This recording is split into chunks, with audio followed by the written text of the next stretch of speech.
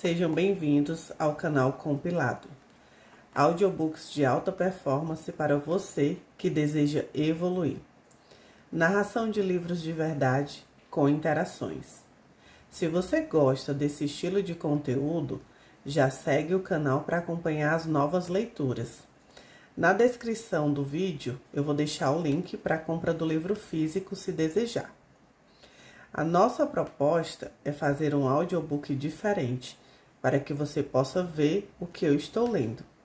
Sem mais demora, vamos compilar. Hoje o livro escolhido é da Ana Cláudia Quintana Arantes, com o título A Morte é um Dia que Vale a Pena Viver, e um excelente motivo para se buscar um novo olhar para a vida. Então, vamos iniciar a leitura. Dedico a sabedoria e o tempo de vida deste livro aos meus maiores mestres, as pessoas de quem cuido e cuidei, e os seus familiares.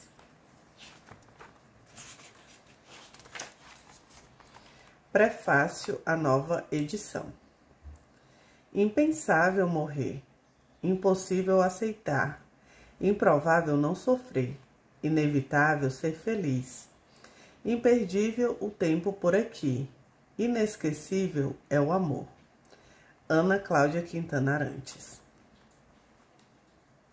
Impensável é o que eu diria a alguém que tentasse prever o que seria da minha vida depois do dia em que, numa festa, decidi ouvir na minha própria voz a verdade do que eu fazia. Eu cuido de pessoas que morrem. Impossível me parecia o sonho que tive num tempo em que a realidade à minha volta era muito árida e hostil.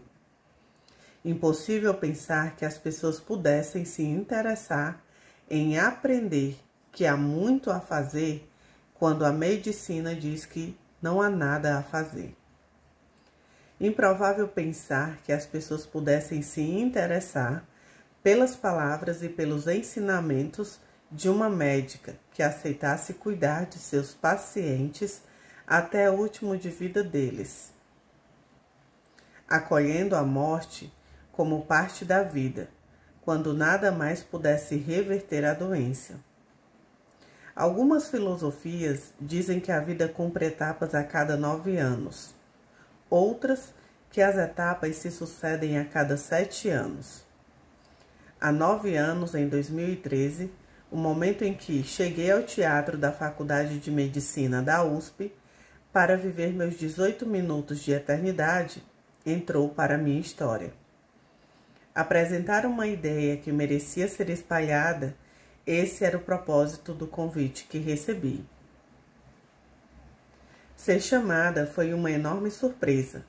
Quando entendi o que era um TEDx e o tamanho da oportunidade que me foi dada, não pensei 2 vezes e aceitei o desafio com o coração e com a alma.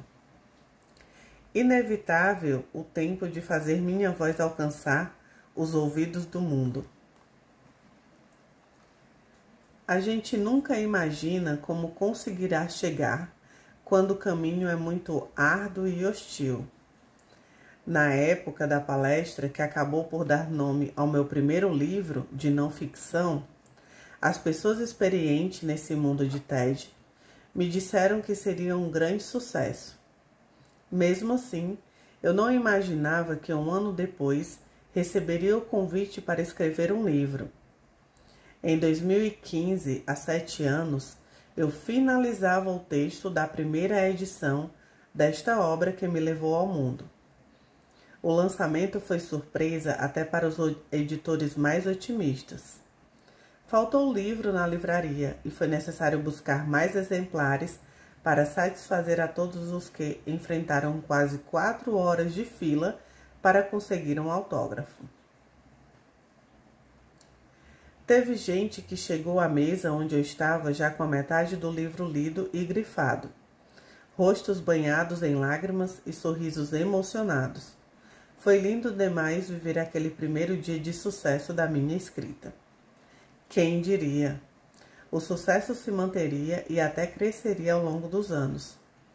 desde aquela noite de autógrafos. A Morte é um dia que vale a pena viver. Já vendeu 400 mil exemplares e agora ganha uma nova edição, com um texto revisto, atualizado e ampliado. Afinal, a vida desabrochou imensa no tempo decorrido desde a primeira edição. Centenas de milhares de pessoas se transformaram com a leitura do livro.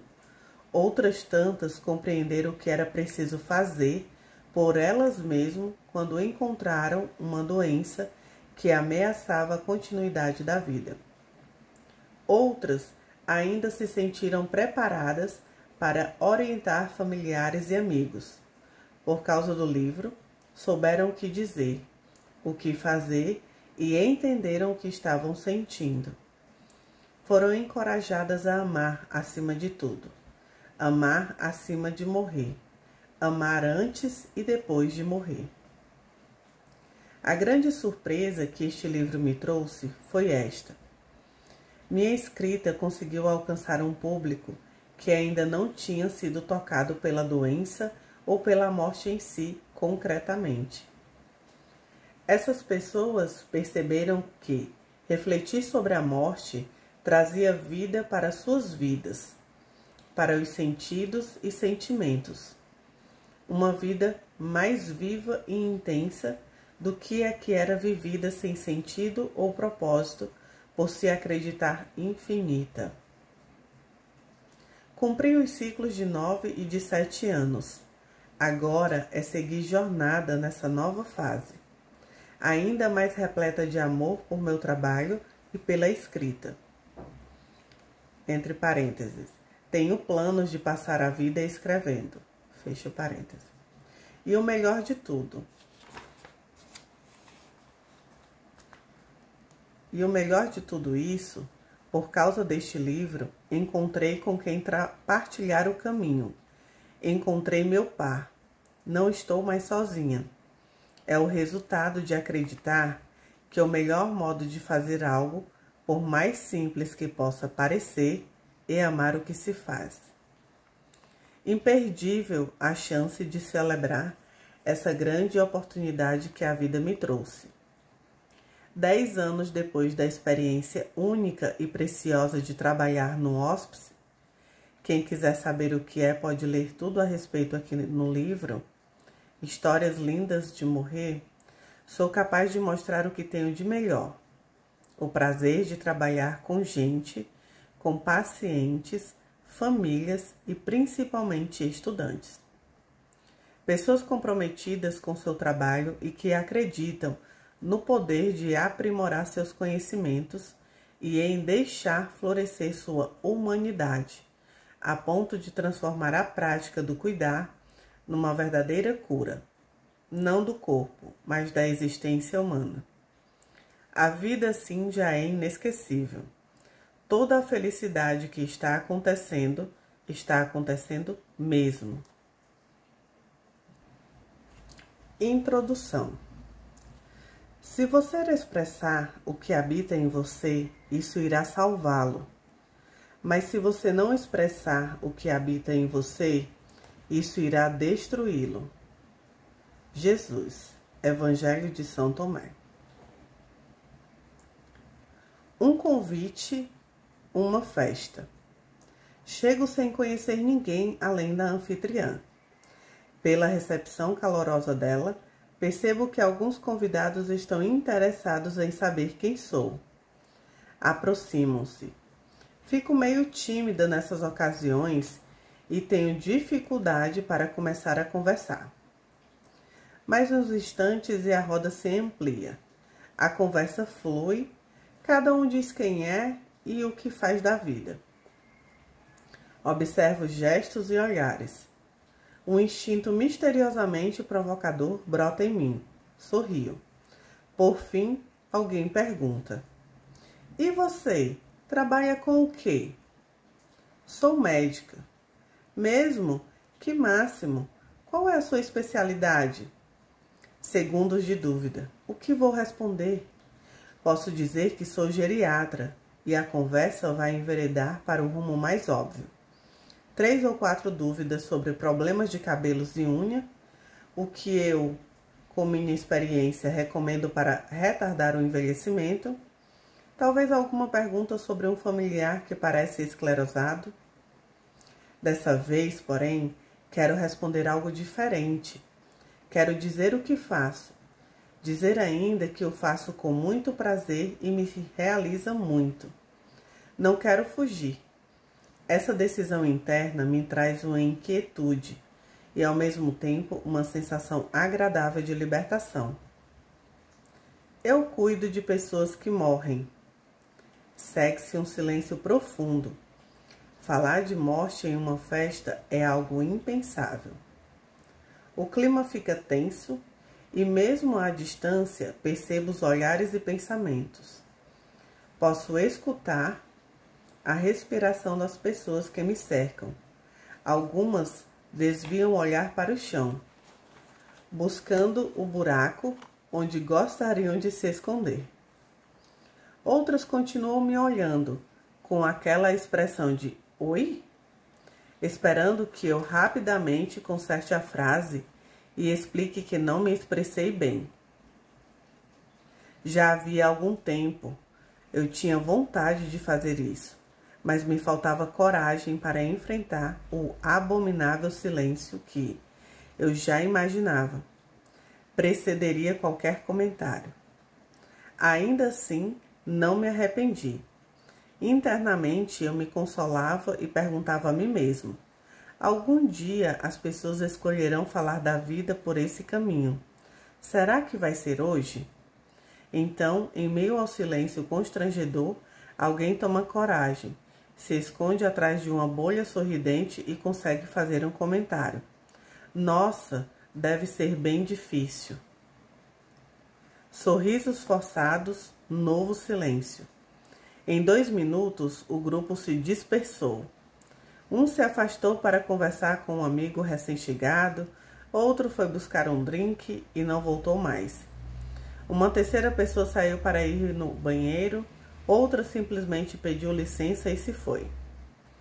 Deve ter sido um alívio quando me despedi e fui embora antes de completar 2 horas de festa. Eu também senti alívio e ao mesmo tempo pesar. Será que algum dia as pessoas serão capazes de desenvolver uma conversa natural e transformadora sobre a morte? Mais de 15 anos se passaram desde esse dia em que saí do armário. Assumi minha versão, cuido de pessoas que morrem, e à revelia de quase todos os prognósticos da época, a conversa sobre a morte está ganhando espaço na vida. A prova disso, estou escrevendo este livro e há quem acredite que muita gente vai ler. Quem sou? Eu tive uma namorada que via errado. O que ela via não era uma garça na beira do rio. O que ela via era um rio na beira de uma garça. Ela despraticava as normas. Dizia que seu avesso era mais visível do que um poste. Com ela, as coisas tinham que mudar de comportamento. Aliás, a moça me contou uma vez que tinha encontros diários com suas contradições. Manuel de Barros. Eu vejo as coisas de um jeito que a maioria não se permite ver, mas tenho aproveitado várias oportunidades de capturar a atenção de pessoas interessadas em mudar de posição, de ponto de vista. Algumas apenas podem mudar, outras precisam. O que nos une é o querer. Desejar ver a vida de outra forma, seguir outro caminho, pois a vida é breve e precisa de valor, sentido e significado. E a morte é um excelente motivo para buscar um novo olhar para a vida. Este livro pode ter chegado às suas mãos na forma de um presente enviado por alguém que poderia ter nos olhos algum traço de insegurança. O que vão pensar de mim se eu der de presente um livro com esse título?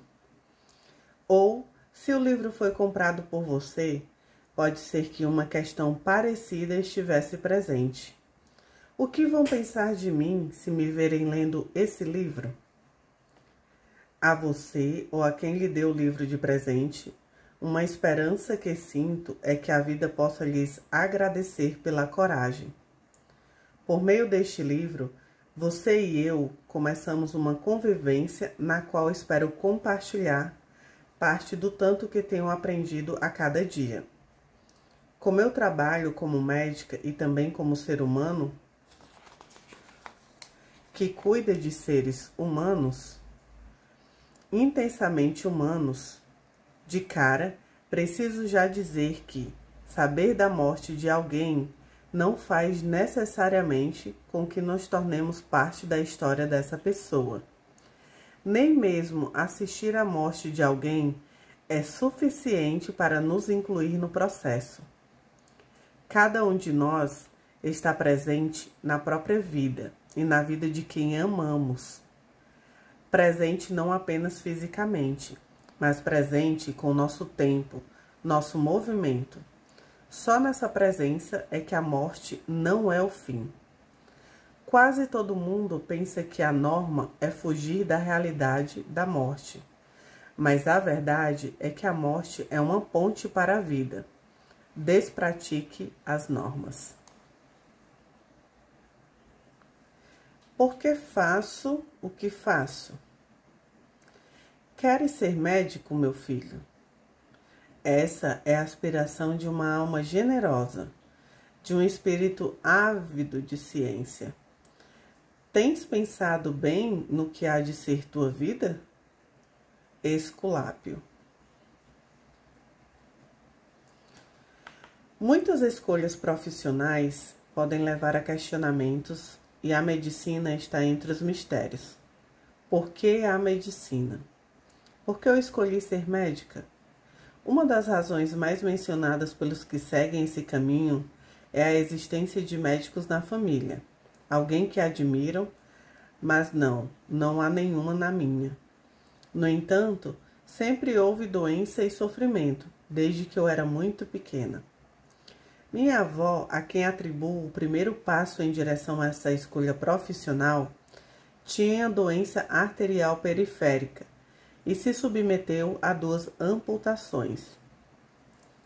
Perdeu as pernas por causa de úlceras mortalmente dolorosas e gangrena.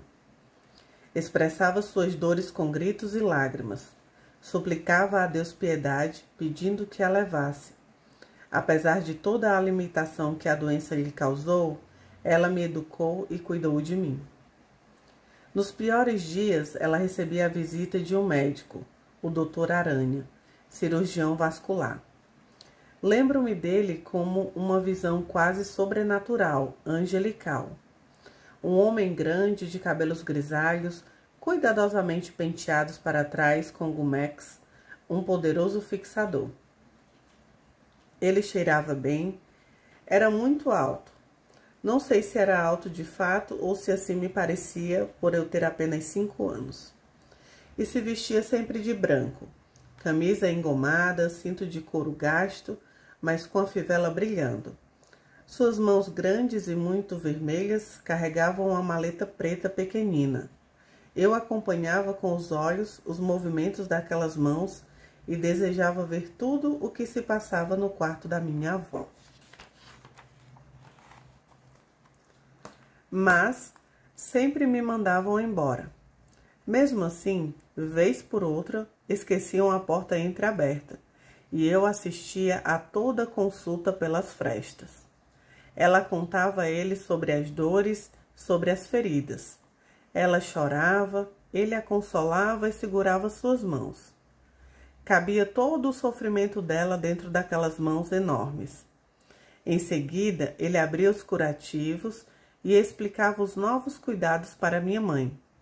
Deixava a receita, passava a mão na minha cabeça e sorria. O que você vai ser quando crescer? Médica.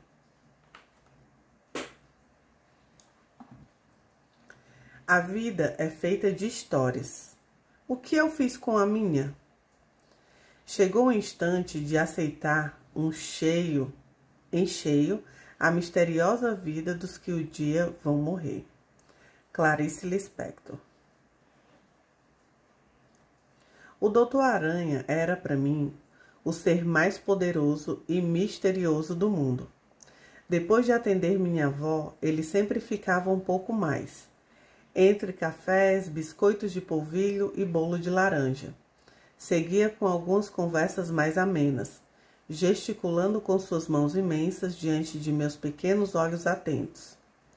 Na hora de sair, me beijava a testa e fazia crescer em mim uma vontade de beijar testas também. Quando ia embora, deixava um rastro de paz.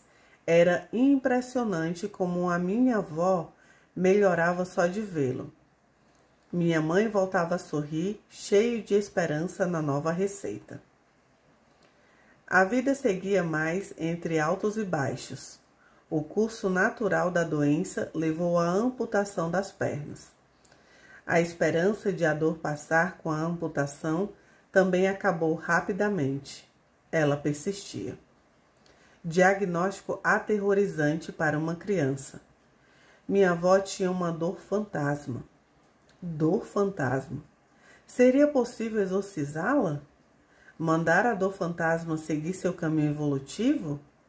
Tirá-la do purgatório e libertá-la rumo ao céu das dores? Ou poderíamos condená-la ao inferno, onde ficaria por toda a eternidade e nunca mais amedrontaria ninguém por aqui? O que faço eu, ainda viva, para combater uma dor fantasma? Rezar não adiantou. Amputei as pernas finas ou gordas de todas as minhas bonecas. Nenhuma escapou ao destino cruel da semelhança. Só a Rosinha, que viera de fábrica com as pernas cruzadas, como um Buda, ficou inteira. Hoje ainda me pergunto, a escolha de se manter sentada nos protege de andar e de perder as pernas no caminho?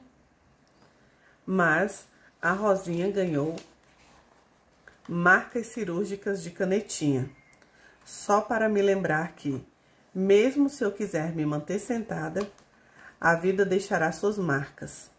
Então, aos 7 anos, eu já tinha uma enfermeira que cuidava da dor das bonecas. No meu hospital, ninguém tinha dor. Entre um remédio e outro, eu as colocava sentadinhas e ensinava a ela o que aprendia na escola. Minha avó se divertia com as cenas e sempre perguntava: mudou de ideia? Vai ser professora? Vou ser os dois, vó. Quando a dor delas passa, elas querem aprender. Minha avó ria e dizia que queria ser cuidada no meu hospital. E eu prometia que cuidaria dela e que ela nunca mais sentiria dor. Perguntava também se depois que a dor passasse, ela ia querer ter aulas. Ela respondia que sim. Você me ensina a ler? Claro que sim, vó. Ela sorria. Devia achar bonito a minha certeza de criança. Aos 18 anos entrei na USP. No início era difícil acreditar que eu estava cursando medicina, pois as primeiras disciplinas são muito ásperas: bioquímica, biofísica, histologia, embriologia. De vida humana, só a morte. Nas aulas de anatomia. Lembro-me direitinho da primeira. Na sala imensa, muitas mesas com pedaços de gente morta. Cadáveres. Achei que teria medo, mas eram tão diferentes e estranhos que ignorei os gritinhos e cochichos de pequenos pavores das minhas colegas de turma. Busquei um rosto e achei o cadáver de alguém que parecia jovem. A expressão era de puro êxtase. Comentei com uma colega ao lado. Olha a cara dele, deve ter morrido vendo algo lindo. A menina se encolheu e me olhou como quem olha um ET. Você é muito estranho. Naquela sala, tentava contar a mim mesmo as histórias possíveis de cada rosto das peças de estudo. Cada vez mais, gente me olhava como se eu fosse um ET, e eu seguia o curso cada vez mais estranho. No final do 3º ano, aprendi a fazer anamnese, ou a entrevista que o médico faz para conhecer o histórico do paciente. Achei que o guia detalhado que ensinava os estudantes a conversar com uma pessoa doente me conduziria por caminhos seguros. Rústico engano, como descobri logo na primeira vez. Em um sorteio de casos na enfermaria de clínica médica do hospital universitário, conheci o Sr. Antônio. O professor já havia me relatado os principais fatos a respeito do paciente que eu entrevistaria. Homem, casado, alcoólatra, tabagista, 2 filhos, com cirrose hepática, câncer no fígado e hepatite B. Estava em fase terminal. Naquele tempo, as portas dos quartos tinham um quadradinho de vidro e podíamos espiar por ele sem precisar abri-las. Lembro que fiquei um bom tempo ali, diante da janelinha. Meu coração quase saía pela boca por causa da emoção de conversar pela primeira vez com um paciente de história tão complexa. O que eu não poderia imaginar era o que esse encontro iria desencadear de descobertas, medos, culpas e tormentas insondáveis dentro de mim. Entrei no quarto sentindo um profundo respeito e temor. O Sr. Antônio estava sentado em uma cadeira de ferro esmaltada e descascada, em frente à janela, olhando lá fora. Era uma imagem de assustar. Muito magro, mas com uma barriga imensa. Uma grande aranha de 4 membros. Tinha a pele amarelo escura, o rosto sulcado de rugas profundas. Havia hematomas em todo o corpo, como se estivesse apanhado muito. Recebeu-me com um aceno de cabeça e um sorriso, educado de dentes faltantes. Apresentei-me e perguntei se podíamos conversar um pouco. Ele foi para a cama, com muita dificuldade, subiu os degraus da escadinha e se deitou lentamente. Comecei a penosa entrevista em busca de detalhes do passado. Quando andou? Quando falou? As doenças da infância, os antecedentes familiares. A história da moléstia atual, sua queixa principal era a dor na barriga, do lado direito, bem abaixo das costelas. Falou que a barriga estava muito grande e isso dificultava a respiração. À noite sentia muito medo e a dor piorava. E com a piora da dor, o medo aumentava. Tinha medo de ficar sozinho, de estar sozinho na hora da morte. E ainda tinha o medo de não acordar de manhã. Com os olhos vazando lágrimas, disse que merecia tudo isso. Tinha sido um homem muito ruim na vida. E sua mulher dizia que Deus o estava castigando. Achava que ela tinha razão, e o abismo entre o que ele dizia e o que ele queria dizer só crescia. A cada instante eu me dava conta, mais e mais, de que quanto era impossível dizer qualquer coisa diante de tanto sofrimento. Fui ficando enroscada em um silêncio imenso e decidi que era chegado o momento de examiná-lo. Mas não pude continuar. Não conseguia tocar naquele corpo. Naquele instante, quem estava com medo era eu. Me veio uma fantasia. Se eu tocasse, poderia sentir a dor dele. Ao mesmo tempo, havia um medo de lhe causar mais dor. Fui buscar ajuda. Primeiro tentei o posto de enfermagem. A enfermeira do andar mal levantou os olhos das suas anotações quando perguntei se podia me dar mais remédio para acalmar a dor do seu Antônio. Ele acabou de tomar dipirona, tem que esperar fazer efeito. Mas ele ainda está com dor, e já tem mais de 1 hora que deram a medicação, respondi. Não tem mais nada a fazer, a não ser esperar a próxima dose. Daqui a 5 horas, disse ela. Mas e agora? Ele vai ficar com dor todo esse tempo? Como assim não tem nada a fazer? Minha querida, retrucou ela, em um tom irônico, no dia em que você for médica, vai poder dar mais remédio. Já falei com o médico de plantão e tentei convencê-lo a sedar o paciente. O senhor Antônio precisa morrer logo. Morrer? Por que ele não pode ter menos dor antes de morrer? A enfermeira baixou os olhos e sua atenção desapareceu no meio da papelada à sua frente. Percebi que não adiantava mais insistir com ela e fui atrás do professor. Eu o encontrei na sala dos médicos, tomando um café com outros professores. Disse a ele que precisava dar analgésico para o paciente antes de continuar o exame, pois ele sentia muita dor. Fui repreendida. Afinal, eu já fora informada de que se tratava de um paciente terminal e não havia nada a fazer por ele. Entendi então o que era morrer de uma doença incurável em um hospital. Todo o sofrimento do mundo em uma pessoa só, e todas as vozes terríveis ecoando: não há nada a fazer, não há nada a fazer. Até o primeiro semestre do 4º ano, deparei com muitas mortes previstas ou imprevistas, crianças com doenças graves e mortes violentas, jovens com AIDS e câncer, e muitos idosos consumidos por anos e anos de sofrimento causado por doenças crônicas e debilitantes. Muitos eu vi morrer sozinhos, na maca da porta do pronto-socorro.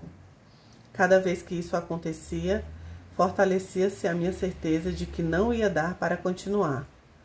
Parei a faculdade na metade do 4º ano.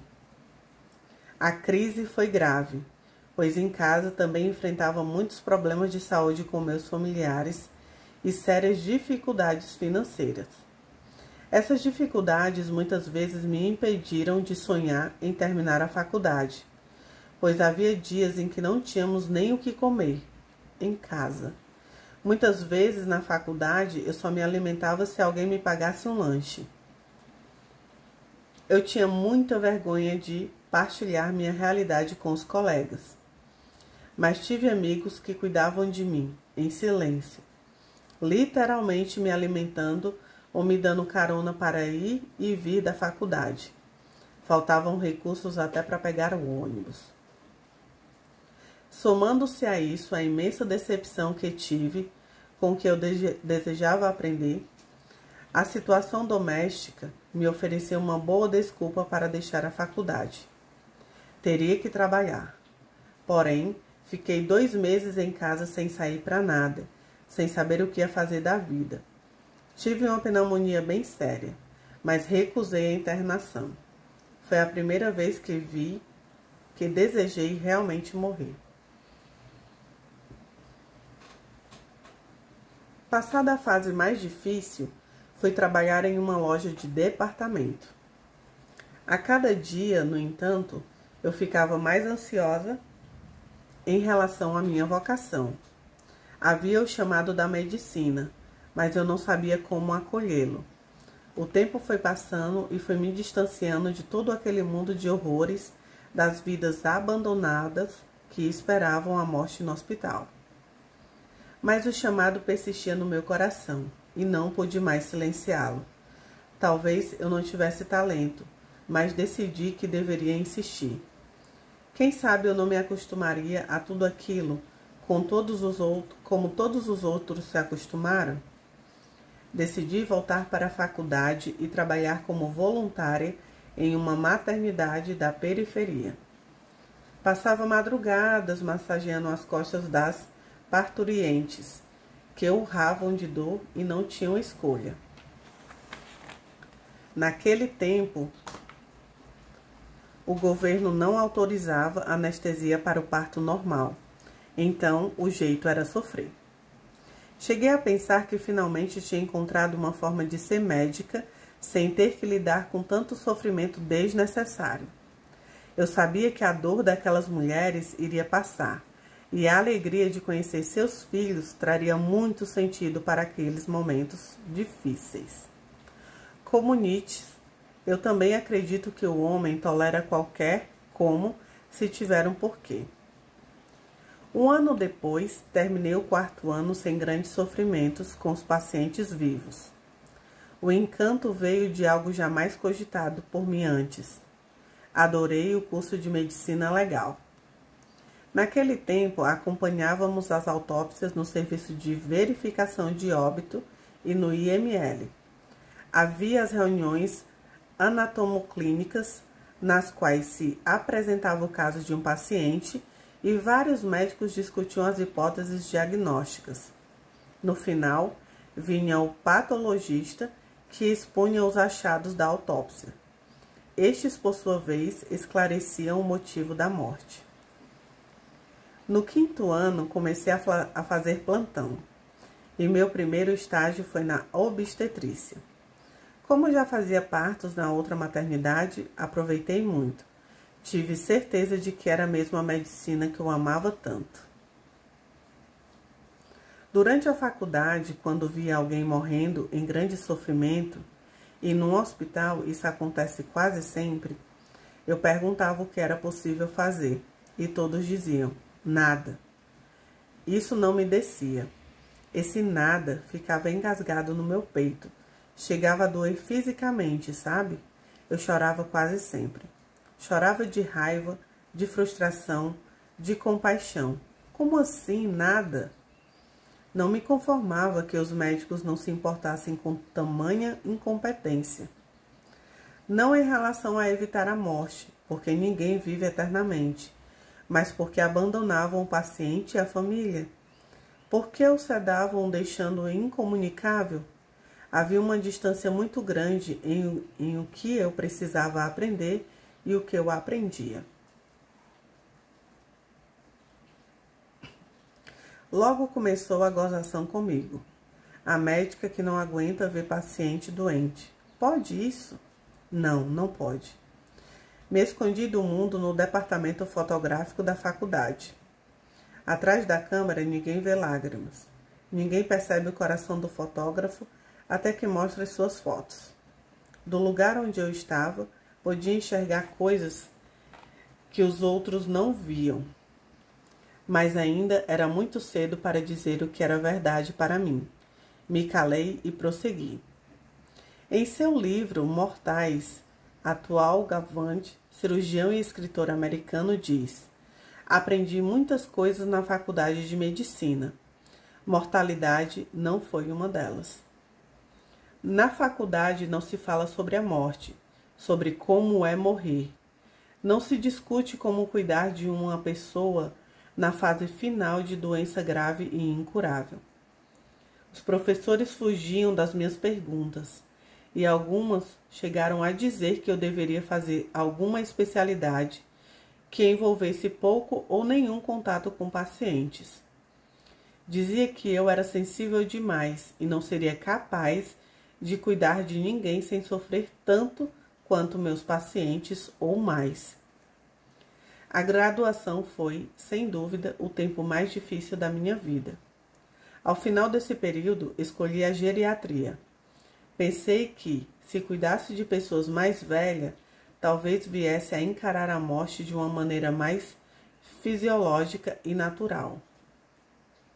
Mas as primeiras respostas só vieram quando uma enfermeira me deu de presente o livro Sobre a Morte e o Morrer, de Elizabeth Kubler-Ross, psiquiatra suicida radicada nos Estados Unidos. Nele, a autora transcreve as experiências de seus pacientes diante do fim da vida e seu desejo de se aproximar deles para ajudá-los em seus momentos finais. Devorei uma noite e no dia seguinte, aquela dor engasgada no peito aliviou, sabe? Consegui sorrir. Prometi a mim mesma, eu vou saber o que fazer. Depois, começaram os plantões de pronto-socorro, mas eu tinha mais autonomia para pensar e agir. Era mais fácil, pois já compreendia o processo das doenças. Sentia mais tranquilidade e percebia que dar atenção aos pacientes faziam com que melhorassem mais rápido. Eu gostava demais de conversar com eles e saber de suas vidas além das doenças.